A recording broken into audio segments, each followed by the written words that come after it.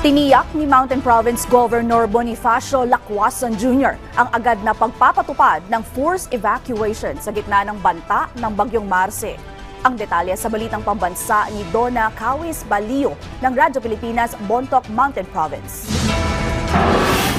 Nakahandang magpatupad ng preemptive evacuation ang lalawigan ng Mountain Province sa mga residenteng nasa delikadong lugar kung kinakailangan dahil sa banta ng Bagyong Marce. Ito'y matapos ipag-utos ni Mountain Province Governor Bonifacio Lacwasan Jr. sa lahat ng MDRRM na paghandaan ang maaaring epekto ng naturang bagyo sa mga highly at very high susceptible na lugar sa baha mula sa mga ilog at pagguho ng lupa. Kasama ring ipinaalala ng gobernador ang pagiging mapagmatsyag at proactive ng mga local DRRMC upang maging protektado ang mga komunidad. Ayon naman kay Mountain Province PDRRM Office Operations and Warning Section Chief Yasser Vincent Soria, ang mga lugar sa lalawigan na maaaring maapektuhan sa pag-apaw ng ilog ay ang bayan ng Bontoc, Paracelis, Sabangan at Sadanga. Tiniyak naman ni Soria na handa ang mga response team ng PDRRMC sakaling dadaan ang Bagyong Marce sa lalawigan.